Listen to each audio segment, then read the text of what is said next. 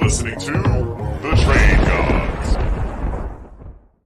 What's going on, Player Profiler Nation? Welcome to the latest episode of Trade Gods. I am your host, Matty Kiwoom, and I am joined by my fellow Trade God brethren, the morning man, the best turtleneck on planet Earth since Steve Jobs, Mr. Jason Allwine. What's going on, Jay?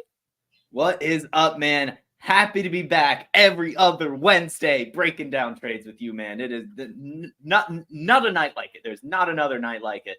It's so much fun. Every other Wednesday has become like something I start looking forward to like a week prior. Like when Wednesday comes and we don't have a show, I'm like Jones and like, oh man, a whole week away. Which is why, Jason, we've decided to do something other than the collabs we've been writing the articles together. We've been throwing the videos. You've been doing a lot more of the videos than me. I gotta be honest, but now I can refocus. I'm back back in town. Yeah. But Jason, you want to tell people what to expect the weeks that they don't get a live show? Yeah. We were kind of just fiddling around a little bit last week talking. I mean, we don't have Trade Gods, and so I was still thinking about Trade Gods. I always think about Trade Gods. We reached out and we were like, hey, we probably need like maybe some like philosophy videos or just quick little strategy stuff, because we talk about it all the time. And we have like the tight end strategy, how to trade tight ends, what to do with Jamar Chase, Justin Jefferson, just like small, quick stuff like that, can be its own little YouTube video and can also be something to reference going forward. So we're going to try to start putting those together as time goes on. I mean, not all at once, but just look forward to those guys. Those are going to be so much fun to kind of dive into the weeds, kind of dive into the philosophies of trades, the meta stuff, like you said, some strategy stuff, because we are, believe it or not, like halfway through the fantasy season. Trade deadlines for some leagues are probably a month away.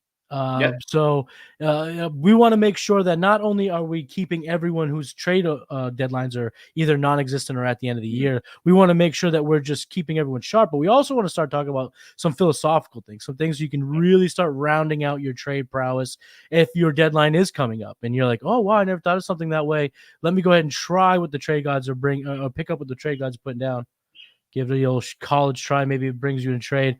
But that's not the only announcement. Well, I guess this next one isn't necessarily an announcement. It's more of a shout out. What do we got next on tap, Jay? What do we got here? Yeah. We're totally not upset about this, Baldwin, but you are beating us in our own league right now. I was in first last week, and this week I got outscored by you, Baldwin C22, the RB graveyard in the TGIF. He has taken the throne. He's number one in the league right now.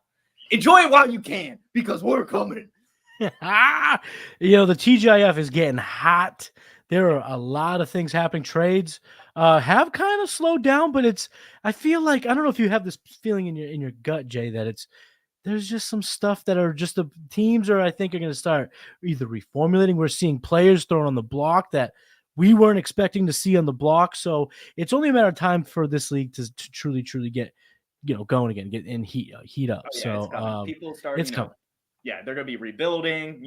Yes. I'm looking to make some contending moves. Although I am looking at my roster, and I have kind of put myself in a pickle. I feel like I have no tradable assets, and if I do trade someone, my roster completely changes. So whatever. But that's a whole nother discussion. It's fun. We're having fun here.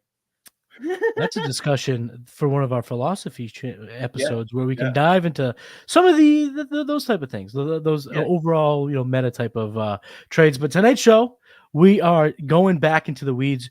Every other Wednesday, we got to break down a few trades. This week, we're breaking down 3 trades, one of which I have never been this excited to break a trade down in our entire recording tenure together as fellow trade god brothers. This is the most excited I am to break down this trade. And then we're going to break down 2 trades. One is they're both in best ball. We haven't talked a lot of best ball, so we're going to talk a little best ball tonight. And really, we want to get into a little bit of the weeds of acquiring a superstar or trading away a superstar. So we're going to break those down. And of course, we have some buys and some sells lined up for you tonight. So why don't we jump right into it, my friend? Yeah. Let's do it. I mean, what else are we supposed to do? Not talk trades on every other Wednesday? We're doing it, baby.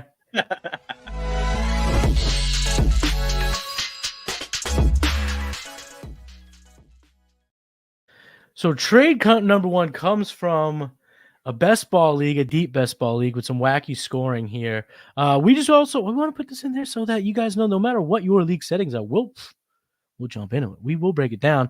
Team A is getting Mark Andrews, Breece Hall, Demario Douglas, a 24 third, and a second 2024 third. So the pick capital is not all that good. But they are acquiring Justin Jefferson. This is a 12 team. Let me take a breath here. It is a 12-team Superflex PPR 1.75 tight end premium, a quarter point per rush attempt, half point per first down, start 14 best. Whew, that was a mouthful. So we want to talk about this trade, Jason, because we want to break it down on both sides here. Chasing a superstar late in the season and selling a superstar late in the season. So if you have Justin Jefferson, is this enough of a return? Matty Kiwoom. Trade God listeners, I am breaking the rule for this trade. I'm doing it. And here's why. And for those of you not privy, I don't like to trade Justin Jefferson unless I get Jamar Chase plus. I don't like to trade Jamar Chase unless I get Justin Jefferson plus. However, I think in this format, things change. Specifically, to me, it changes when you say it's best ball. Because Justin Jefferson gives you more of an advantage in managed lineups. You don't have to worry about it. But I believe that the week-to-week ceiling that Breece Hall and Mark Andrews can bring, especially Mark Andrews at a position like tight end in best ball, I think that this does it for me. Because, yes, Justin Jefferson's going to hit your lineup every week, and he's going to be consistent and give you those floors. But the ceiling and floor that Breece Hall and Mark Andrews give you is fantastic. And just to speak a little bit about that, Mark Andrews already has top three tight end games this season. All three of those, he was over 15 points. I mean, that's really good for a tight end. Two of those were over 20 points. I mean, we already know what his career is like. I mean, a fantastic tight end, the number one target on the Ravens. Breece Hall, since given a full workload the past 2 weeks, has had 20 or more points in those 2 weeks with a full workload. We saw what he looked like in his rookie season. We all know what his profile is like and how electric he is as a player. I'm doing it. I think that getting those two assets, they're very, very elite assets. And also Demario Douglas. I mean, you're up in New England. You might be able to add a bit more to it, but I think you and I might be able to agree on this.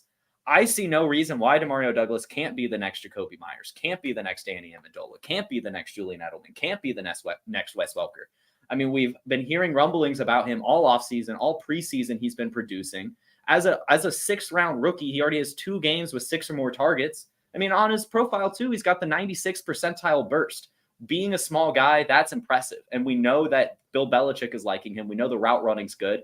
And we know he's getting snaps already. So the future is bright for that guy in New England. I like him a lot. And again, just the Mark Andrews, Breece Hall studness that you're getting at 2 other positions, I think makes it okay. And one final note, especially at wide receiver like Justin Jefferson is at, I mean, you can, in best ball, you can fill your bench with Marcus Valdes-Scantling, with Tyquan Thorntons, with any other just random field stretching guys that can get you a touchdown randomly every week and get you that ceiling. So I like it a lot. I like this move a lot. You touched upon the things that make it a good move, a good package of return for Justin Jefferson. It's the 1.75 tight end premium. That's enough of a premium, and the best ball.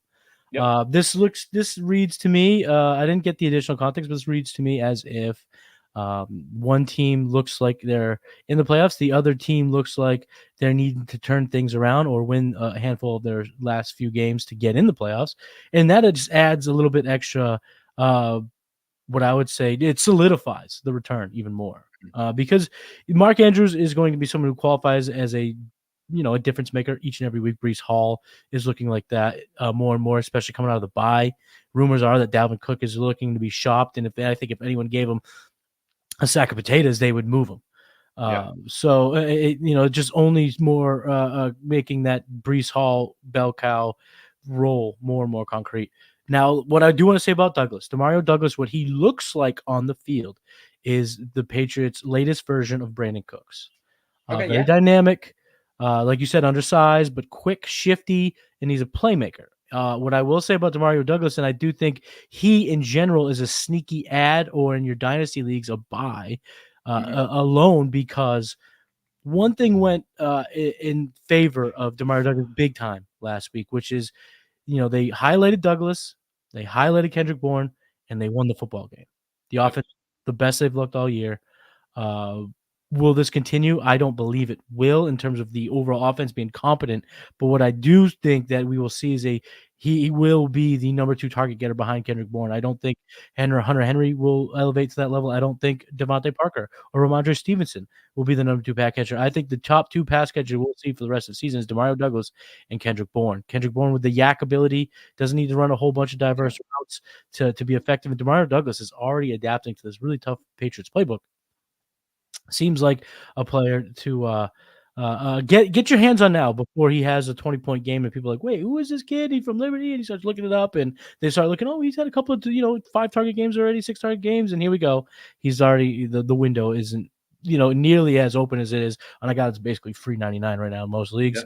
So I do commend the team trading away Justin Jefferson. This is enough of a return now. Let's get into the trade that I was teasing at the top of the show. This is the most excited I have ever been to break down a trade. We've kind of teased it.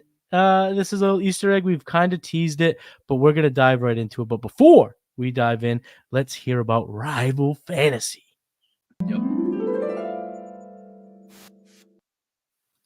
This episode is brought to you by Rival Fantasy. Rival Fantasy, the coolest fantasy platform not enough people know about, but they will once I'm done, baby, because they're always innovating. They just rolled out seasonal leagues.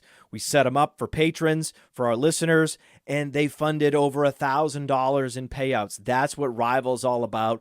They're always innovating. They already had the fantasy book where you can take overs and unders, stack them up, multiply your payout, but then they added challenges, so you can set your own lines and put them out there for the community, and then you can browse the community's lines and say, hey, this guy's crazy, I'm going to take the other side. It's cool. And they have fantasy bingo. Rival Fantasy is reminding me how much fun I can have with fantasy football, and use that promo code PLAYER. The promo code is PLAYER. They give you a $100 instant deposit match plus $25 plus a free play. That promo code is PLAYER for up to $125 in deposit bonus and a free play. You can't beat it.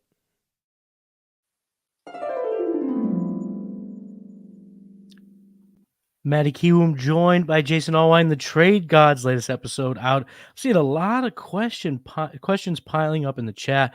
If you keep them coming, whether it be philosophy questions, strategy questions, or a direct trade breakdown, leave them in the comments. And if we see enough, we will stick around, do a little bit of an overtime session for you. Now let's dive into this second trade. This next trade is the most excited I've ever been for trade. And why is that? Because it's finally happened, Jay. We are breaking down the Allwine trade. Now, there is no plus here. Yeah.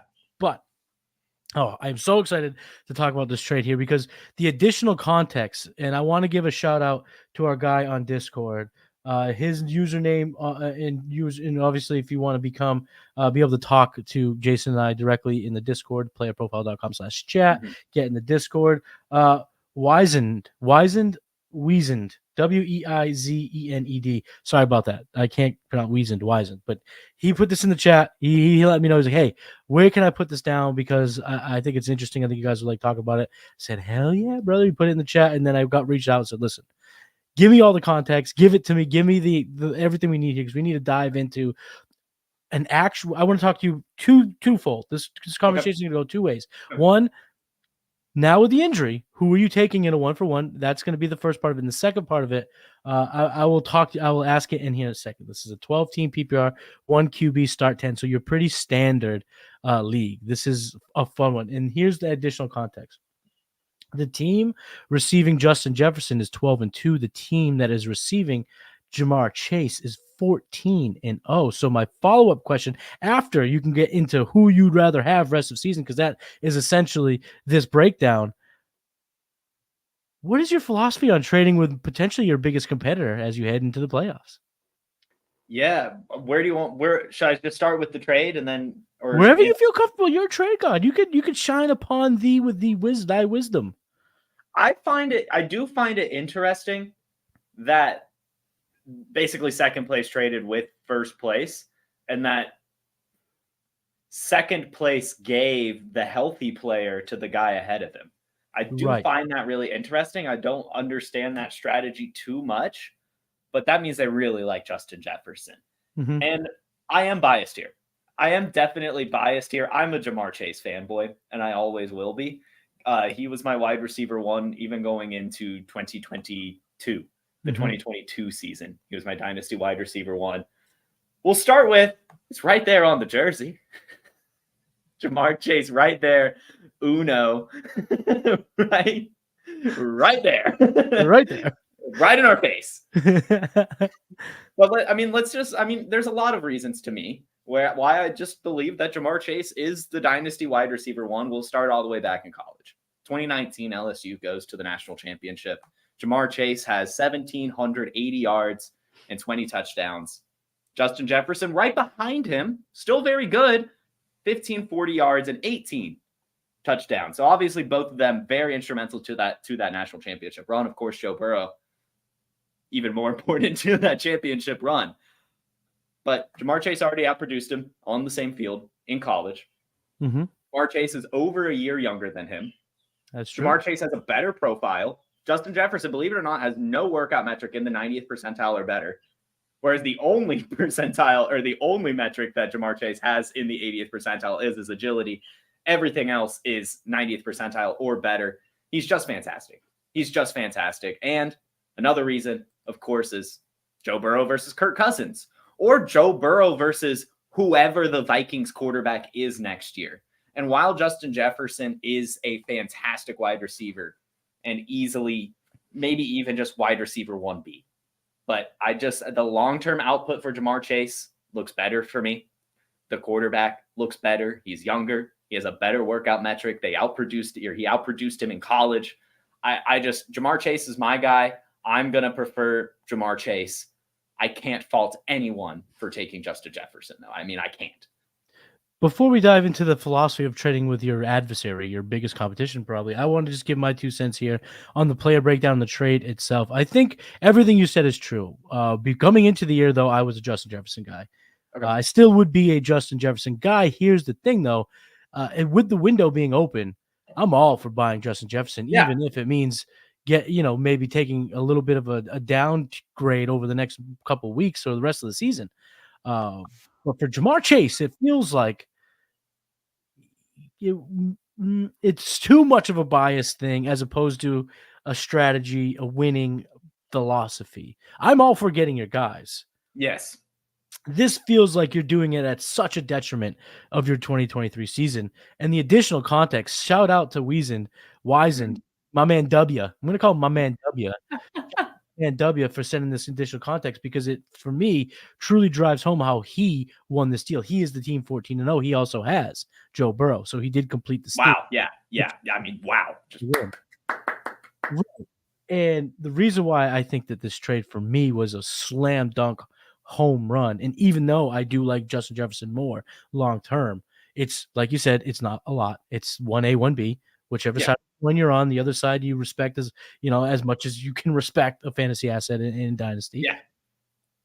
But the thought here now things may be swaying. They, Minnesota's coming off 2 wins. One on Monday Night Football was a huge win against one of the best teams in the league, and Kirk Cousins in primetime. Everything may be a change in here, but even if there's a 10% chance that Justin Jefferson's out maybe the 8 weeks as opposed to the 6 or the rest of the season because they fall off, you may have capsized your biggest adversary's boat, because what you need to compete in the playoffs is these chess pieces that align. Yeah. If you're going against Justin Jefferson, you need a Chase, you need an AJ Brown, you need one of these top dogs to combat that. If you're going against a Kelsey, you need a Mark Andrews, you need one of these pieces to go 1-for-1, or it doesn't have to be position for position. You need to be able to lock those chess pieces. And what this may have happened is created such a mismatch in the postseason, if Jefferson's not 100% or not even on the field, and now he has Jamar Chase at 14-0, and he can just sit back here and just keep, loading up that gun, getting ready for battle in the playoffs. W's all around from my man W in the Discord. So good on you. It felt great breaking down the trade itself, but real quick, what are your thoughts on trading year 1 for 2? So let's put the light on us as well. We're 2 and 3 in the TGIF. What level of trade are you willing to make with me? And how would you go about negotiating with someone that you may see in the biggest game of the season? I think this is a great just discussion in general. It's very similar to just hey, should NFL teams trade within their division? You know? Absolutely. And I think ultimately, if the trade helps you, don't worry about who you're trading with. If you are helping your team, it doesn't matter, what's going on the other side. If it helps your team, you're good. However, I mean, you definitely don't want to give, like, if I'm trading with you, I don't want to give you the golden ticket like I did with Adam damn Thielen. We talked about that. Yeah, there was not a good one in the over the long term. But I will say this, and this is, we didn't talk about this pre-show. We did talk about the trade. I would have given Adam Thielen away for a third. Yeah. After I made that trade, because I didn't know what was happening, and now look at it, it's like, oh baby. Yeah. That's just the whole nother aside. It's funny how we're not talking about that. We're talking about trading with your adversary in the season. Like we're halfway through now. Yeah. I mean, ultimately, I'm just trying to help my team. So I guess that's how I'm answering the question. If I'm helping my team, be damned what the other side is here. Ultimately, like, maybe I want, like, if I have a player, like, say I have Keenan Allen on my roster, and I think that this is a great place to start. I want to sell Keenan Allen so bad. I really, like, I want to sell Keenan Allen. I'm very scared of that asset. I think it is a very fragile asset. I don't care how well he's playing right now. I really don't. So, maybe that's the perfect asset for you to trade to your competitor, because on paper, Keenan Allen is looking fantastic, but deep down inside my soul, my gut, I don't feel like his production rest of season will match where his value's at. And that isn't ever going to come from some dynasty rankings. Like, that's something that's a decision you have to make yourself, really. Like, if you decide to sell high on a player to your competitor, it's got to be someone that you have conviction in, that, you're making them pay up for an asset that they shouldn't be paying up for. That's probably where I would maybe work in some strategy there. If you're not feeling good about a player, perhaps try to sell them to the guy that, you're competing with.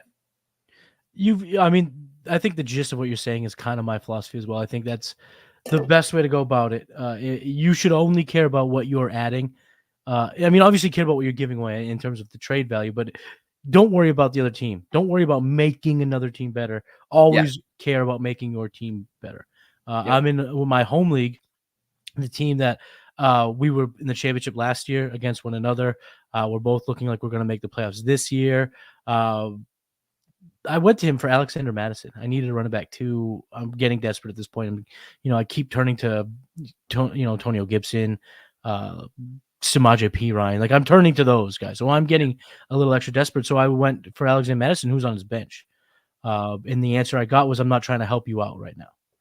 And it was like, okay, I get it. It's strategy.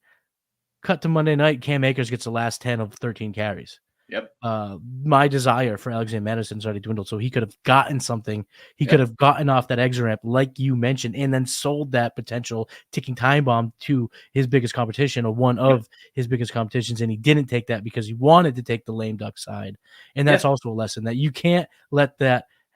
You can't let those factors outweigh your overall value breakdowns or your win breakdowns, because that's how you're going to win in fantasy. The one thing I will add, though, I don't mind trading with my adversaries, but let's say, Jason, in TGIF, we are projected to play, and I haven't looked at the schedule. If we're projected to play each other in 2 weeks, I am a lot more reluctant to trade you a player I think you could beat me with in 2 weeks, knowing that we're both competing for that, those top 2 seeds. That would make me a lot, like, I am more likely to trade with players I've played against, because then it can't burn me to the playoffs. And by then we might be playing a whole new set of fantasy rules. Like, remember a few years ago when people were starting the running back from the Saints. I'm drawing a blank on his name, but he was Tim Hightower.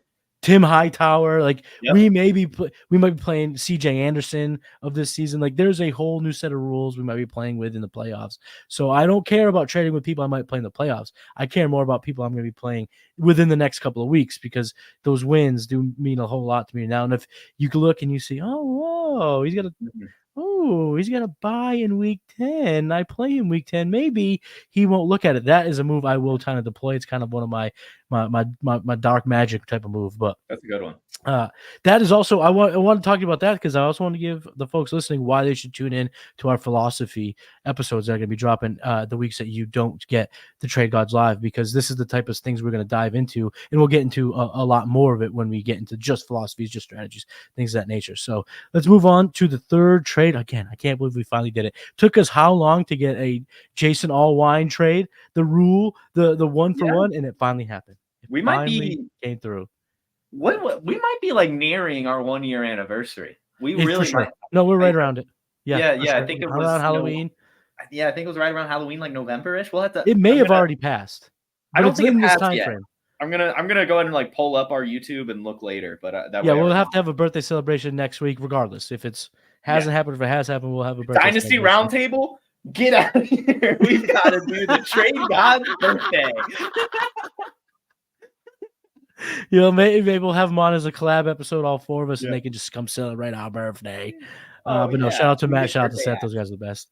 Here's They are. trade number 3. I brought trade number 3 out here because we don't do this every week. We do try to do this a lot, where we bring one of our trades to the table, because I think it's good for our listeners to see into our kind of thought process and see it in action. So the third trade is one that I made in a pretty deep league, very similar to the first league. We're talking about 12-team PPR Superflex, another very tight end premium, but that doesn't come into account here. Deep rosters and best ball. And I was approached with this offer. So I want to ask you overall, you don't have to really dive into whether you like the trade or not. It's just more of when you're trying to sell a superstar in fantasy, are you one to put them out there in offers, or are you one to wait to see those offers come in and put them, let's say, on the trade block? I probably am one to put on the trade block. I will say, though, I hate this. You might too. When you put a player on the trade block and then everyone in your league is like, oh, he's selling low. I can get him for cheap. He doesn't want him. No, that's not what the trade block means. It just means, you know, if you want to send some offers, send them my way, you know, and we'll go from there. I think this trade in particular is very interesting because Christian McCaffrey was my very first sell candidate of this season on the original Trade Gods article. And I still believe it. Like Christian McCaffrey's not a player I want to roster, mostly because of a personal grudge. The first year I ever got him on a roster, he was out. He got injured like week 3 or whatever and was out the whole that was season. that season. Okay. So I've just never had him since, never really wanted him since. But and I mean, obviously a fantastic asset. And that being said, this is not enough to sell Christian McCaffrey. So I'm commending you for getting this trade done. You know how I feel about 25 firsts. You definitely know how I feel about 2026 firsts. What year is that? What's going to be happening? I could be driving a hover car in 2026. Right? People might be I might be doing that rookie draft with from the metaverse. You know, my avatar might be selecting whoever Arch Manning in this first round or whatever. Yeah. All our fantasy games are going to be Madden Sims. It's you know, whatever. Right. Fantasy might be made illegal by a president we haven't even thought of. I know we're talking like it's 50 years from now. It's 2 years. But yeah, this is not enough for me. I mean, to get into the brass tacks of it, Christian McCaffrey scored a touchdown in 16 straight games. He's the focal point of the San Francisco offense. And they've got George Kittle. They've got injured Deebo Samuel. Brandon Ayuk is breaking out. But it's Christian McCaffrey. I mean, he's the offense. This is just nowhere near enough of a return, even if Mims pans out. Even if Mims ends up as a top 10 dynasty wide receiver, this is not enough. And we've seen some ceiling from him. He's already got 2 15-point-plus games. He's got second-round draft capital. We're looking at one of these Broncos receivers being moved, and he'll be probably a focal point of this offense. It's just it's still never enough. Even if you're rebuilding, it's just it's not enough. You're not going to be able to use those picks for so long. It's nothing. you've set your franchise back, in my opinion, for a wide receiver that you could have drafted in the second, third round of this year's draft. And probably a very similar wide receiver will be in the 2024 draft class that you could get in the second, third round. And guess what? You didn't get any 2024 picks in this one either. So yeah, I love this trade for you. Congratulations on getting Mr. McCaffrey. I mean, I was psyched to get it. I'm not gonna sit here and gloat because the person in the league who made the trade, like, he's loading up on picks. That's how he's gonna attack this thing. He's gonna have a ton of picks, and he does have a lot. So I'm not gonna criticize him for his strategy. But what I am gonna say is, as a piece of advice, again, more philosophy than this trade breakdown is, if you're selling your one of these top dogs, your first offer should make them tell you to F off. Yeah. And go from there. Because you should never put one out that you're like, oh, I wasn't sure if I liked it. No, if you're selling and you're putting the offers out there, shoot for the moon, because you can always negotiate a guy like McCaffrey. And I'll say my team in this league is middling. I'm not in the playoffs. I am not a favorite. I am going to have to win some ball games. But McCaffrey's going to help me do so. And the fact is, now I don't have my 24 first. I already traded that for Cooper Kupp at the beginning of the season. So I'm kind of in for a penny, in for a pound type of approach. And I was in the playoffs last year, and I hate not being in the playoffs. So I was happy to make this trade. What I will also offer is this piece of advice. Don't make prospects that you value a part of the trade. You should always buy low on these prospects. Do not put these guys in a trade like this, because now what they've done is they haven't given themselves any real leverage over the next 3 years, because if Mims doesn't pop, well, then you have to wait till 2025. And if the 2025 is a bust, you got to wait till 2026. You haven't really leveraged these things, where if he had come to me for Mims, he could have sold me on, and I don't take my word for this because I haven't really broke down what I'm needing in that league. But let's say I needed a running back and you come with Gus Edwards. I might be thinking, yes, I got some depth at receiver. Or if you come at me with whatever, a win now piece, because clearly I'm looking to try to win now. You could have gotten Mims lower and then sold McCaffrey, even to me later, for a windfall of maybe a few extra picks or a little bit more prospect value who's peaking, a JSN, an Addison, like these rookie prospects that you might like, that has peak value. Another guy that comes to mind is Michael Wilson. I love Michael Wilson over the long term, but I will not put him in a deal if I'm selling a main piece. That's someone I'm going to try to go get on the low, because the value around him is a little bit lower than I think his skill set has shown. He's on pace for over 800 receiving yards. So that's a guy like that. So Mims falls in that bucket for me, but I'm happy with it. Yeah. Also, Tyrod Taylor in best ball he's not going to be nothing if Daniel Jones is going to be dealing with a neck injury. Yeah. This guy, Tyrod Taylor may also help get me in the playoffs. So those are going to be the 3 trades that we're breaking down here. We want to thank you guys for rocking with us. Again, leave those questions in the chat. We'll get to those in our overtime session. But before we do that, let's get into the segment that America just loves. It is the best segment in fantasy football. It's time to buy and sell. 3 players to buy, 3 players to sell going into week 8. Cannot believe we are already in week number 8. The first guy is someone that I would like to talk about. It is a rookie wide receiver, and that's Rashee Rice. Rashee Rice. A friend of mine has been a friend of mine, Frank Emirante on Twitter. He tweeted this out. Here are the route percentages for Rashee Rice over the course of the season: 27, 13, 51, 47, dropped down to 23, but over the last 2 weeks, 50 and 65%. That route participation rate is starting to go up and up and up, and with good reason, because he is becoming the trusted number 2 for Patrick Mahomes in the offense. Since week 3, 7 targets, 5 targets, 5 targets, 4 and 6. He has 2 touchdowns. Since week 3, he has finished inside the top 25 twice, the top 35 3 times. And that is a role that I see growing. And I think that because a lot of folks weren't super interested or excited about Rashee Rice and his prospect profile coming in, the price is still very obtainable. You're not having to reach, but they got some big games coming up. That Germany game against the Dolphins in 2 weeks, if Rashee Rice scores a touchdown or goes over a bill, it's going to be tough to get a guy like Rashee, and I think that now is the time to buy before it is too late. Jason, who is the first buy candidate that you'd like to talk about? Yeah, mine is Cooper Kupp. Mine is Cooper Kupp, and I've just never seen so much negativity around a superstar. He came back and commanded the same amount of target share he always has, and then he had another week commanding the same amount of target share he always has, and then he has one decent week, still 7-8 points. Can't be too upset about it, but he's outperformed by the rookie Puka Nacua, who just everyone is fawning over, reasonably so. But Cooper Kupp is not going anywhere, and stop pretending like he is. Cooper Kupp is still so good at football and will still be on the Rams forever. It's not like he's 40 years old. He's only 30. And for superstar wide receivers, that's actually not that old. I know in Dynasty you hear that 3-0 and you're like, whoa, I'm out of here. I got to get out of here. But DeAndre Hopkins is 31. Devontae Adams is 31. Randy Moss played till he was, 35? Terrell Owens played till he was 37. Stephon Diggs is performing amongst the top of the league. He's 29 or 30.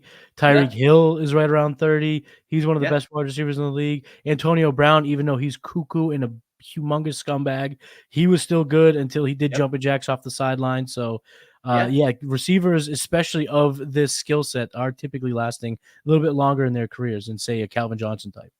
Yeah, definitely. And so I think that you could buy him and you could have him 3-4 more seasons, like legitimately. We talked about it earlier this offseason on a Trade Gods episode. I can't tell you which one, but we talked about Cooper Kupp, and I was like, I'm not worried about this injury. I'm trying to buy him. He's the type of receiver to where the athleticism has never really mattered. It's about his understanding of the defense, understanding of the pockets, running good routes. And he won't stop doing that. He could run those a little bit less fast, maybe, but he's still commanding over 30% target share, which is just ridiculous. And so right now he's sitting at wide receiver 18 on the PlayerProfiler Dynasty rankings. On Keep Trade Cut, a little bit higher, a wide receiver 16. Wide receivers like Brandon Ayuk and Drake London are sandwiching him. I mean, I know that those are some really good assets, but especially if I'm a win now team, I would rather have Cooper Kupp. And so, I'm buying. I really do think you could get him for a good price. You mentioned getting him for a first before he returned. I mean, I still think the price is right around there. It might take a first and a second, but I don't think he's in 2 firsts territory, but I think he should be. Yeah, I mean, he's, like you said, even though the last week's game wasn't great in terms of fantasy output, he was still absolutely a volume monster. The targets were there. So I'm not worried about him. The only thing I'm going to add, because I want to keep the train moving, is we kind of knew. I think it was even pretty obvious for most of us to realize that the Puka Nacua Cooper Kupp was going to look something like Robert Woods and Cooper Kupp. Yeah. But what we did not know is that role was going to be interchangeable. That it's going to be Cooper Kupp being Cooper Kupp every week. Cooper Kupp will be Robert Woods, and Puka Nacua will be called Cooper Kupp. Yes. So I think that buying Cooper Kupp is a great idea. I think from now until your trade deadline, if those roles flip-flop, always try to attack the one who just had a bad game. Yeah, why not? Why not? Week they could come back, because Puka Nacua, Cooper Kupp are absolutely super relevant league winner type players from now to the end of the year. So I love that buy. My next buy is actually real quick. It's Bijan Robinson. And it's something I call a butthurt buy. Yeah. The odds of you acquiring Bijan at any type of discount are slim to none, but guess what? People are butthurt. People are sitting there. They are butthurt that he did not play. There was no indication that was going to happen. And he got a straight 0.3. He got almost a 0 in matchups that could have mattered, especially teams that mostly have Bijan or teams that had early round 1 picks or used high-end draft capital to secure Bijan Robinson. So they may be pissed that this happened. They may be saying to themselves, this is always going to happen with Arthur Smith. Bah, bah, bah, bah, bah. I'm throwing out offers. It's worth it. It's a butthurt buy. You may not get any results from it, but I'm trying it because these windows to buy superstars are always so slight. And if you could jump in and get him at even 92% of a dollar, 92 cents on the dollar, you got to try to do it. You got to do it because Bijan is unattainable every single time he has a big week or has a great highlight. And I know you feel Bijan is nasty, so if you could buy him and on any type of butthurt deal, you got to take it, right? Yeah, no, definitely. Yeah, let's do it. I think I sent you what I traded for Bijan Robinson in a league, right? It was something ridiculous. And it was ridiculous. This was the beginning of the year. You've gotten him throughout the entire season. It's been worth it. Yeah. So you know the value, and you're not selling low. That's why I said it may not be a fruitful endeavor, but it definitely needs to be one I think that our listeners should try. Because if someone's just like, especially in our redraft listeners, throw offers at Bijan. Throw them because you could maybe tackle on a few big weeks of a middling type player and reel in a guy like Bijan. You'll take that because he's an absolute stud. So those are our 3 buys. We got Rashee Rice, Cooper Kupp, Bijan Robinson, 2 rookies sandwiching a grizzled vet. Now let's move on to our sell candidates. Jason, who's the first one you'd like to talk about? You got some hot ones tonight. Yeah. Who are you selling? I never have cold sells. I never do. You always have hot sells. You do. And that's the whole point, right? That's the whole point of selling in fantasy football is you've got to time the market. And I'm doing that with AJ Brown. Oh, sell AJ Brown. Go ahead. The floor is yours, my friend. If 5 straight 125-yard games, if being the wide receiver 3 in our dynasty rankings on Keep Trade Cut among any person you ask, if being top 5 in any meaningful metric you can look at isn't the top of someone's market, I don't know what is. And we've talked about it. I've talked about it a lot. Yep. Whoever's wide receiver 3 is never becoming wide receiver 2. They're never becoming wide receiver 1. Jamar Chase, Justin Jefferson can't be passed. AJ Brown is 2 years older than that. 3 years older than Chase. He's wide receiver 3 right now, reasonably. He's my wide receiver 3. But if you can get a wide receiver 3 type return for him, you have to do it. Devontae Smith isn't going to be rendered to nothing rest of season. AJ Brown even has an injury history going back to his Tennessee Titan days. It's tough to do, I know. But just to, screw it. I'll victory lap. Maybe that'll help. My sells the past few trade gods have been Justin Herbert last week, Brock Purdy 2 weeks ago. Now look at that. Early in the season, I was talking about selling Zay Flowers for Jordan Addison plus. AJ Brown, we're at the top of his market. As much as it sucks, it can't get any higher than this. And so if you can sell for a reasonable return, a good return, you have to do it. I mean, I've been seeing him flipped with not much added for Jamar Chase, for Justin Jefferson. And I think that is exactly what you're trying to do with him, trying to get yourself into the ballpark of one of those 2 people. Or if you're win now, go after like a Cooper Kupp and shit. You could probably get Cooper Kupp and Christian McCaffrey for this guy. For being honest. Right. Yeah, I mean, for sure. Our guy Anthony in the chat, he talked about tearing down from Antonio, a guy like AJ Brown, and that's what you're really just seeing in here. Is we bring this up all the time here on Trade Gods, how important it is to play the market, to sell at peak. Of course, if you're winning right now, it is going to be tough. Yeah. It's going to be tough to conceptualize and be okay with trading a guy like AJ Brown, but playing Dynasty is tough. So if this is on the table, it's something that should be explored. My sell here, it's pretty obvious one, Deontay Foreman. Yeah. Foreman, just after a huge week, a 3-touchdown week where he scored 30 points, he saw his WARP absolutely catapult up to the 25th highest running back. That's how fragile the position has been this year. Now, what I'm not saying here that you should flip him for someone who has an equal WARP like a Josh Downs. That's not happening. A DK Metcalf. That's not happening. But what I'm here to say is whether you're a contender or a pretender, capitalizing on these launches, these booms of value could be super fruitful, because someone in your league would die to have a 32-point performer as their running back too. And they may not be willing to pay up for it, but if you can get a Rashee Rice, a Michael Wilson, if you can get a Gabe Davis, if you can get yourself maybe a forgotten Tank Dell, if you need to repurpose for a different position, maybe you're deep at running back and you'll never use him and you want to say, give me that Tutu Atwell. He's been looking okay. Give me that Tyler Lockett coming off a couple of slow games.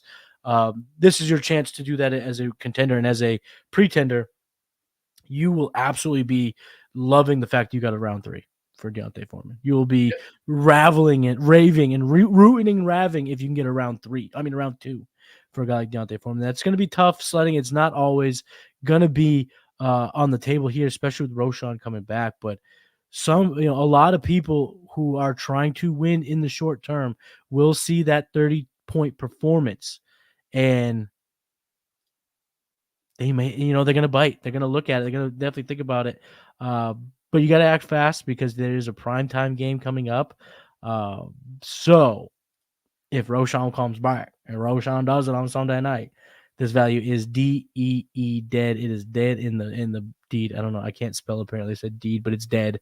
He's dead in the water. DEA dead. So now just capitalize here on the sell. So enough of the super simple, who cares, Kiwoom sell. We got a spicy sell because that's the only thing that Jason is selling. It is spicy ass takes. So for our last sell tonight, the last part of the show, the last part of this episode, who is your next sell candidate? Jay, I hope you're listening because I've got a quote that needs to hit social media coming up. So Jay, turn on your ears. Producer Jay, get ready. It's Anthony Richardson. I love Anthony Richardson just as much as the next guy. In fact, honestly, if I could, I will be buying him. However, I'm selling him in most scenarios here because I'm seeing some crazy trades for Anthony Richardson. And I've just got to remind people how markets work. Right now, we're still in Anthony Richardson's rookie season. Right now, it's still in the short-term memory how good Anthony Richardson looked in his limited action.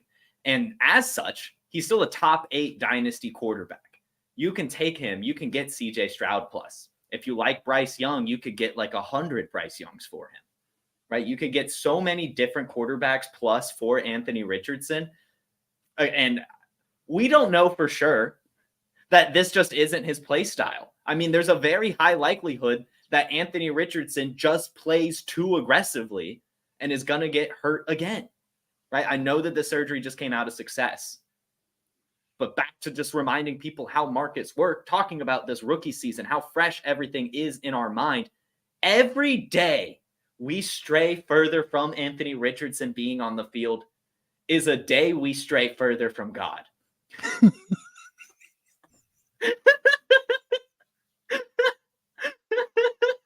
Oh, preach, brother, preach.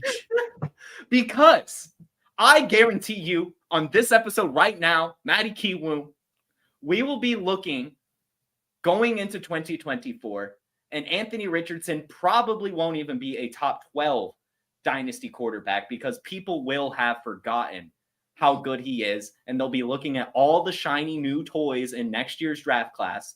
They'll be looking at whatever quarterback starts to break out at the end of this season.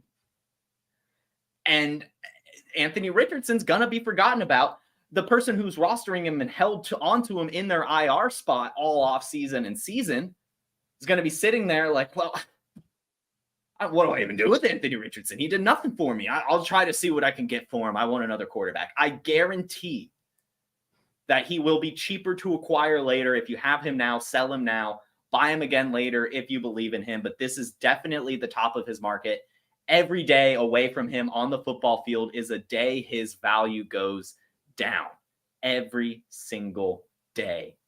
So sell. One last thing, Matty. Sorry. You tuned into this morning. Brother. Preach. If you tuned in to this morning's Wake and Take, I don't remember who commented it, but if you're listening here to Trade Gods, thank you for tuning into both of my shows of the day. But they traded within the last week Anthony Richardson straight up for Joe Burrow. And that's where, that's just, to me, that's just ridiculous. I believe in Anthony Richardson. I do. I mean, he has quarterback 1 overall upside, but that's not how markets should work. You can't only price in the upside here. And that's what we're doing with Richardson. It's going to go down as people forget about how good he looked. And we see all these shiny new toys pour into next season. Love the take. It also made me think another reason to potentially sell a polarizing guy like Gardner Minshew will only help fog the memory of what the potential is of an Anthony Richardson. I'm not gonna say they're gonna go with Minshew over Richardson next year. No way, no how. I'm with you. I do believe in Richardson's talent, but yeah, there is something to selling now and maybe buying later. Yeah. Selling at the top, buying after a dip because a dip may be coming. If Minshew gets his team in the playoffs, which in this division is absolutely possible, the talking heads will be, is Minshew better than Richardson? And that alone will let you And it will happen. on back in to the Anthony Richardson business. You can sell at an absolute premium and then creep on back in later and pick up something on the back end here for Richardson. So great take. Love it. Jay, get it ready for them quotes because we got to do it. And everyone, thank you so much for tuning into this episode of the Trade Gods. Stick around because we will do the overtime session. This has kind of become a fan favorite of what we do here. It's been a lot of fun doing this each and every week. We got a ton of things to talk about. We got a lot of things queued up in the chat. But that's going to be it for the real episode, the live episode here of Trade Gods. I'm Matty Kiwoom. He is Jason Allwine, and we are the Trade Gods. We will see you in 2 weeks. Peace. Hey, I want to take a moment to thank you for tuning in. It's important to me that all of our media be free. This is only possible because of you allowing a true independent sports media enterprise to thrive unlike any other in the business. So please subscribe to the All-In package to continue to make all of this possible, to ensure that all of our stats, information, data, content is available to you, especially you, the people that get the site and get the show.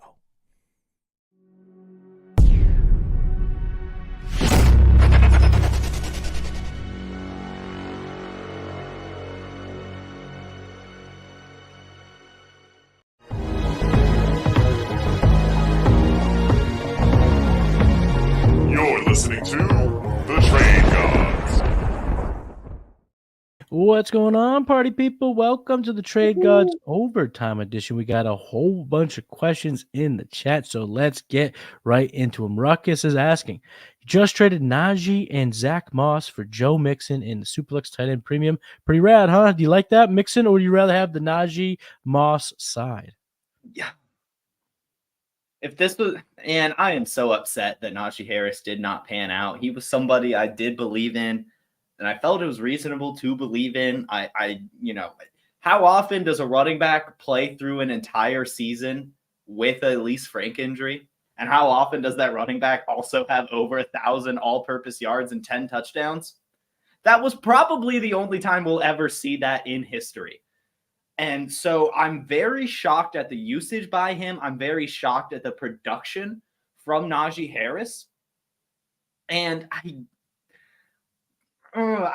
don't know. I almost, if this is Dynasty, I think I would rather hold on to Najee and Moss. If this is redraft, I am taking Mixon because we have to remember Mixon can score 55 points in a game, and that's never off the table. Like he is still a part of this Bengals offense. Joe Burrow still likes targeting his running back. I know we haven't seen it much this season. In fact, we haven't seen it at all this season.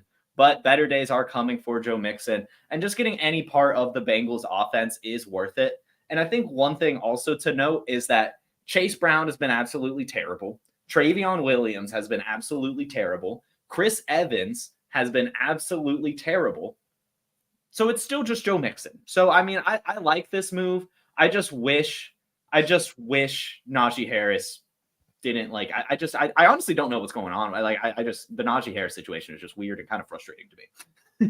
But Mixon hasn't been good either, right? No, yeah. And he's been super inefficient. He looks like a guy who's maybe starting to look a little old or something, maybe not necessarily the guy that he once was. But I still think here in a deeper league, I'd rather have the package because I think you could sell Moss for something on his own. But in your more shallower draft, your casual leagues, if it's just like a work league type thing, Ruckus, yeah, get your piece of that Bengals offense. Joseph, he's asking, is it smash to get a 2025 mid to late round first for Michael Wilson and Jalen Warren? Yeah. Jalen Warren. Yeah, I mean, if you're giving up the first for those two assets, that's probably fine. I mean, I'm not a big fan of 25 firsts. If you're trying to get some pieces, I mean, I don't mind trying to take the potential upside 2 years from now for some upside this season and in the future in Michael Wilson's case. And I do think better days are ahead for Michael Wilson and all of the Cardinals pass catchers. So, yeah, I mean, especially if you know for sure this is going to be mid to late first, this is probably a good trade. I believe it or not, I'd rather have 2 players than 25 first at this point, because I think that Jalen Warren's been a 10-point a game guy. It's not always pretty, but he's a 10-point a game guy. And Michael Wilson, his value is, I think, going to go up over time. So I think I'd rather have the players right now. I'm not opposed to getting a 25 first. It just feels like you could get more, picks that are coming in the 2024 draft. So I like the players right now. Our producer, Jay, thank you, Jay, for producing the show, but we got to answer one of his questions. He was offered Rashee Rice, Zay Flowers, and Jahmyr Gibbs for CeeDee Lamb, Monty in a first. It's just sitting in his inbox. Should he hit yes or no on this trade? Yes. Yes, he should. Now, CeeDee Lamb is still a sell for me, even though his value's gone down. I don't really want any of the Cowboys right now. Either they are beating out a team and they don't need to keep passing the ball to CeeDee Lamb because their defense is so good, or their offense looks terrible and they can't do anything like they did against the 49ers. It's a tale of two teams with the Cowboys, and neither of them lead to many fantasy points for CeeDee Lamb. And I know David Montgomery was off to a great early season stretch, but I do believe that Jahmyr Gibbs is going to use this opportunity to take a big role. Now, Monty's probably still going to get nearly 20 carries. But I think if it's doesn't mention PPR, but I think that I'd rather still have Jahmyr Gibbs and it's Dynasty. So let's just do this. Jahmyr Gibbs over Monty in Dynasty. Mm-hmm. Zay Flowers over a first, and then Rashee Rice, not quite CeeDee Lamb. It's a very good offer, actually. So I think I'm going to take it. Breaking it down, did it make it seem like I would take it? I think I'm taking Rashee Rice, Zay Flowers, Jahmyr Gibbs. But what do you think? If you're looking to compete right now, Jay, if this is a competitive roster, I'm not making this trade. Okay. CeeDee Lamb is the best player in this trade. He's, he's only wide receiver 25, but he has 1 touchdown, and those touchdowns could come in bunches. His bye week has passed. He's still 15th in yards per route run, 11th in target separation, and 13th in points, expected points added. So I think he's still going to be the best player in this deal. What I would try to do, though, if you could sell Monty in the first for Gibbs, do it. If you could sell Monty in the first for Zay Flowers and Gibbs, something of this. I'm trying to leave Lamb off it, but again, if it has to happen, I'd rather have Lamb and Monty right now because Monty's a beast, even though Gibbs, Flowers, and Rice do present better long-term value. But if you're not, and be honest with yourself, you don't have to pretend here. If you truly look at this roster, and you don't think it's a contender, then this is something I'm looking to do. But again, trading a first and you're not a contender seems a little counterproductive. So I would try to go back to the drawing board, try to detach this trade a little bit, and maybe go after Rashee Rice if you want to buy low, Zay Flowers or Gibbs. Like I said, Monty in a first for Gibbs, I'm all in on a trade like that. Love that type of deal because we've seen this the true ceiling. Hey, there's a bird. And you muted yourself. You muted yourself with the bird mute you? Yeah, I was. I muted myself. But yeah, he was screaming for me, so I let him in. Well, he's the man. He predicts football games. It's a cool thing. He does. Adrian in the chat, would you rather have Pacheco or ETN in PPR? I did ETN. Yeah, there's really not much to say about this right now. ETN's third in WARP amongst the running back position. Isaiah Pacheco's been fantastic. I love Isaiah Pacheco, but he's running back 14 in WARP. So give me ETN all day long. Ruckus is back, and he's asking DK and Kittle for Andrews in redraft. Yeah, I'd rather have Andrews by a mile in this. Yeah, I'd rather have Andrews. DK Metcalf, I don't know. Obviously the floor is still there. He's a very consistent and top 20 wide receiver. No argument there. But I don't know if that, I don't feel that top 10 upside that I kind of had been hoping for anymore. I don't feel that anymore in my gut. As good of a wide receiver as he is. DK Metcalf his fantasy production doesn't look like the player that we see on Sundays does not provide the fantasy impact that we think that he should. He looks like Calvin Johnson. He is an absolute freak of nature. He is one of the most gifted and athletic wide receivers we've seen in this league, but it doesn't matter. And if you factor in his points per game total, so you remove the game that he missed in the bye that he's already had, still wide receiver 23 on a points per game basis. And that's replaceable in terms of this lineup where Andrews has the ceiling of a Kittle, but has a far better floor, a far safer, more consistent week to week and week out floor. And in redraft, it makes me want it even more. Give me Andrews. If you could pull this off, I'm definitely doing it. And I think DK Metcalf in general shouldn't be valued as tightly as we want him to be. We all love DK. Yeah. JSN looks freaking good, man. He ain't going nowhere. They ain't putting him back in the bottle. Not saying that DK becomes nothing.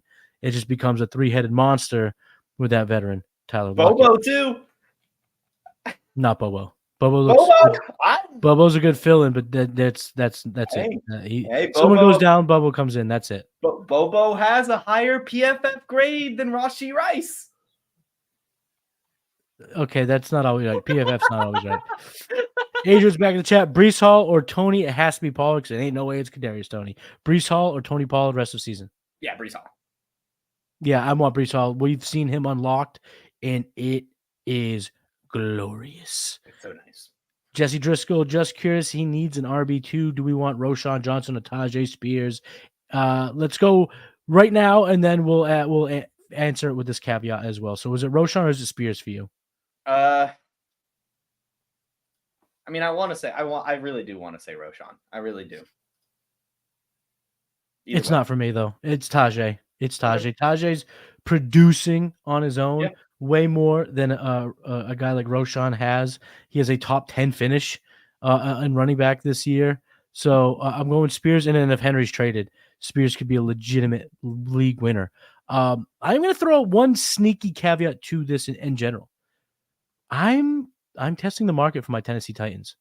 I'm seeing if I can buy low on Treylon. I'm seeing if I can get Chigakonkwu for free in Dynasty. I'm looking to see if I can get DeAndre Hopkins at a huge discount because there's a massive variable change that is on the horizon. That's Will Levis. I'm a guy who believes in Will Levis. I'm a guy who believes in the arm talent.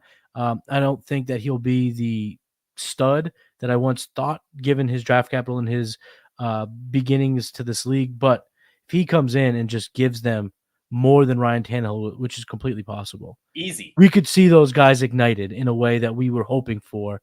Or just a straight shift of philosophy of who he goes to. He might go to Burks over Hopkins with this change. So I'm trying to sneakily buy some Tennessee Titans before this change. There's a huge change going. So I think like that. Just real quick on that, I think no matter how good Will Levis ends up being for the Tennessee Titans record, he will be good for fantasy football. I really do firmly believe that he will, like you said, bring some fantasy relevance to the rest of the Tennessee Titans.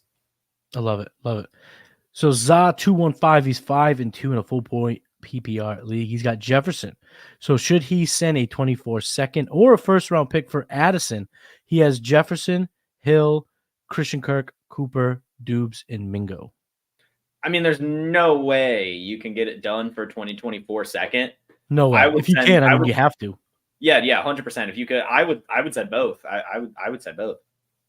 I would send both, and I would also try to, in this scenario, unless if it's a 1 QB and you have a stud, then that's fine. Keep the stud. But if you are either streaming quarterback or unsure about who your quarterback will be going forward, if you were able to acquire Addison, you got to get Kirk. Because those blow-up games are just going to be matchup destroyers if you go with the Jefferson, Addison, or Cousins triple stack. But I'm also not opposed to Addison and Jefferson long-term. I think they could both survive in this lineup. And I don't think this franchise is going to go into and get a bad quarterback, even if Kirk Cousins leaves. I do think that they will bring in a serviceable guy to a better player, potentially, at quarterback. Adam Fitz says, this is kind of a general question, so take a second to think about it. What's a wide receiver you can get in a 1-for-1 trade for Josh Jacobs? I think it varies wildly if it's redraft or dynasty. I think in redraft, I might legit try to go get Devontae Adams, just stay within the same team. I think that that's within the realm of possibility. That might also be possible in Dynasty potentially. I would. That's a tough one. I think that if I have Josh Jacobs right now, I'm going for a lottery ticket and a draft pick. I'm probably, maybe actually a fun way to do this, Adam, especially if it's Dynasty, might be trying to trade Josh Jacobs for Zamir White in a first. If it's Because a full rebuild. Yeah, like you just go full rebuild because you win both ways there. You get a first round pick, and then if Josh Jacobs goes down, you also get Zamir White and that first round pick for later. I think that could be a fun move to try to make. I know that's not answering your question as what wide receiver you could get, but just trading him in general, I think that would be a good move to make. No, we're covering all bases here. I'm glad you gave the additional context because it'll give him something to think about. I will just go ahead and answer his question. Two guys that come to mind.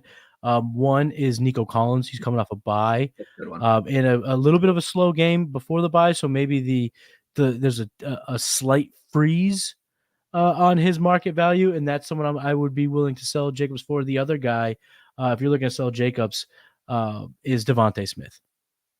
Try to get Slim Reaper. He was in my fantasy football market watch this week. Shout out to Jason, who does a great job putting together the graphics that comes out for the market watch. So that came out, and he was listed as a buy for me. His value is down, but he really pops in a few things, and I want to share those metrics and why he should be a buy candidate. He's third in routes run, so he's on the field.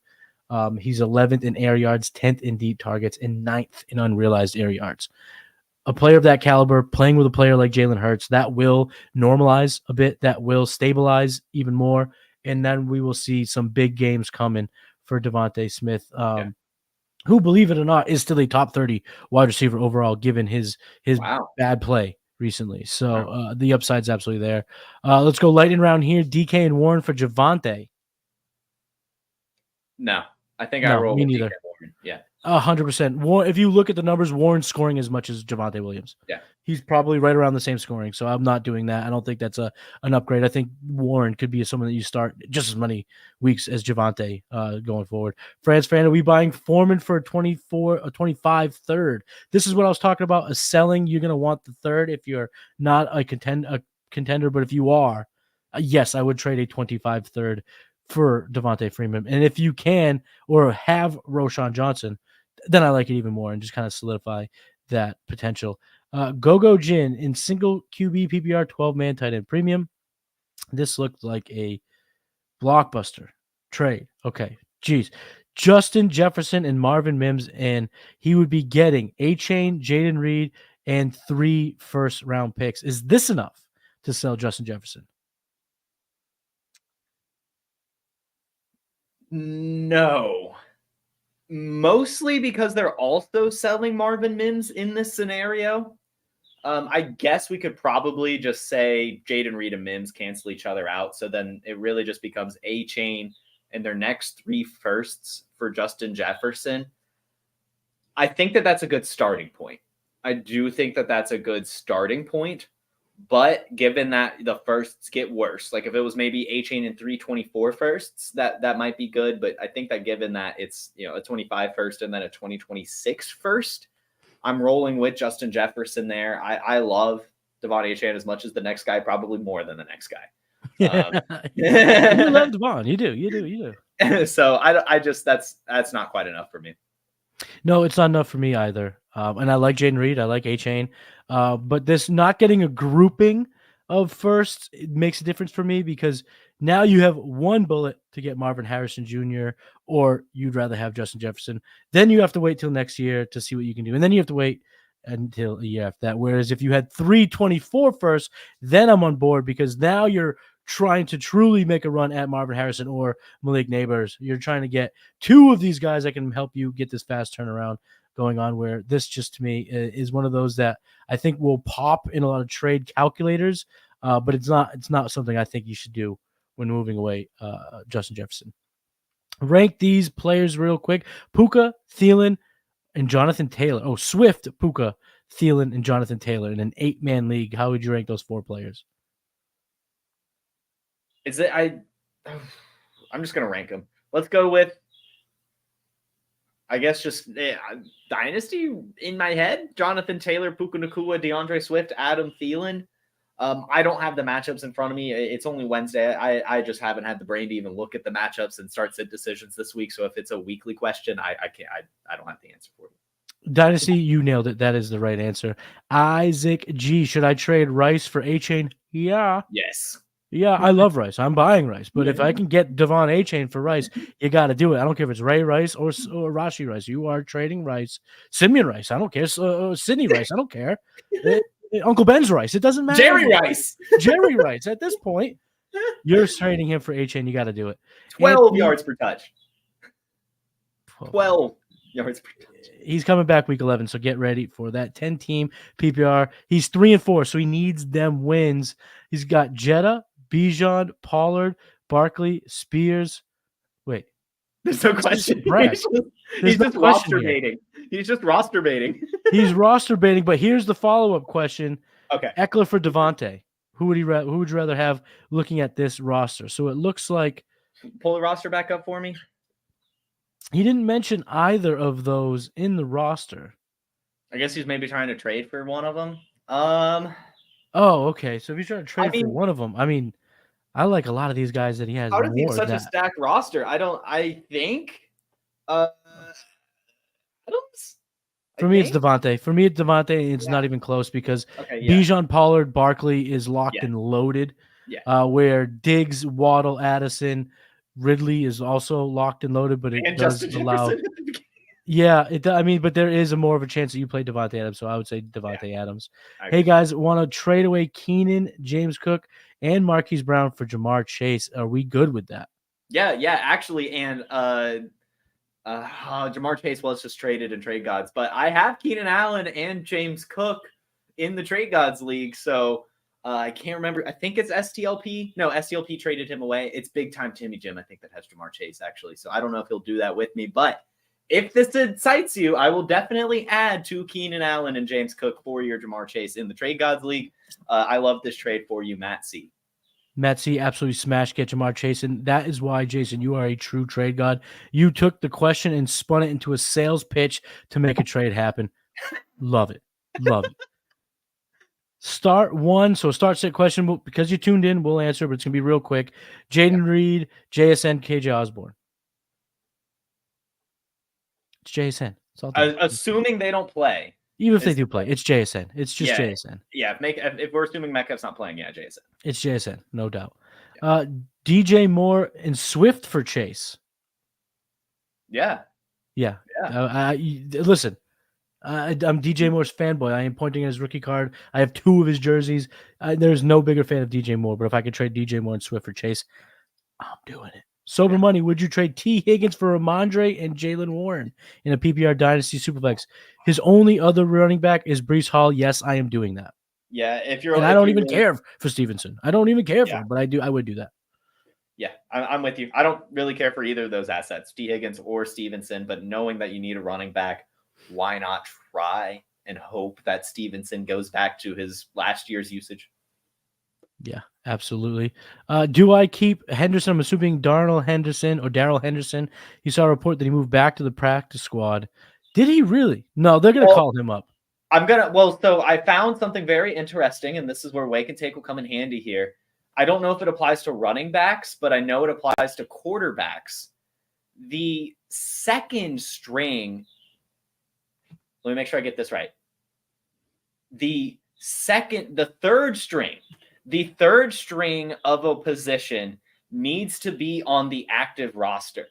The second string doesn't. Where we saw this happen was where the Patriots brought in Matt Corral and then demoted Bailey Zappi and Malik Cunningham to the practice squad and kept Corral on the active roster. And that's just because of some weird NFL rule to where the second on the roster doesn't have to be in the lineup. They can be on the practice squad. And so this is the exact type of scenario where I guess technically Royce Freeman is RB1, Darrell Henderson is RB2, and Zach Evans is RB3. And so just to make things work for the week to get into the roster sizing, they put Darrell Henderson onto the practice squad, but he'll be elevated come Sunday. Yeah, you got to keep him. And if you can use this to your advantage to trade for him, I would do that. He scored a touchdown, looked good in the pass, bro. Was as reliable as a running back can be for them. And now Kyron Williams is going to miss 3 more games. So for sure, you got to keep Darrell Henderson on your team. 2 more questions, and we're going to get on out of here. G-Hop, trade James Cook and Godwin for Derrick Henry. If Derrick Henry is traded, I'm not doing this. If Derrick Henry stays on the Titans, I will do it. And so I guess as of now, I'm doing this trade, but things could change. And I love James Cook, but I'm still firmly in the belief that Derrick Henry is still king. Derrick Henry is one of my screaming buys for teams trying to win in 2023, but I'm not doing this trade. I think that the ability to get Derrick Henry can come at a cheaper price, and I think that James Cook and Chris Godwin are 2 for sure starters. So you have to be super deep to not miss this haul away, where James Cook's been pretty much as good as Derrick Henry this season and looks to be every bit as a factor in that Bills offense. And then Godwin is Godwin.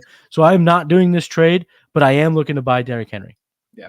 Last question. 14-team Superflex tight end premium trade Herbert and Njoku for Kyler Murray, Dalton Kincaid, and Quentin Johnston. He said the name, he shall not be said. But are you making that trade? No, I hate that third piece. I hate that third piece so much. There's no way I'm making this trade.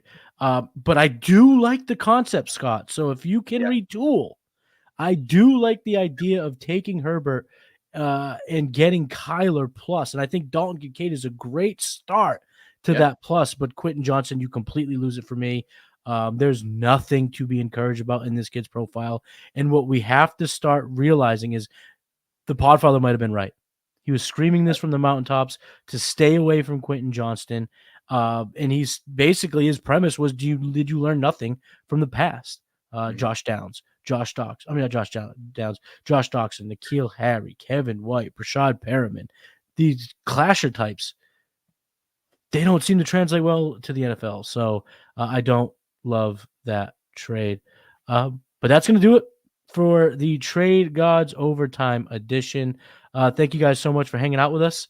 We'll see you next week. And remember, come back to the Player Profiler YouTube channel every week that we don't have a Trade Gods Live, because Jason and I will be dropping some trade philosophy videos. So that's going to be coming right on up.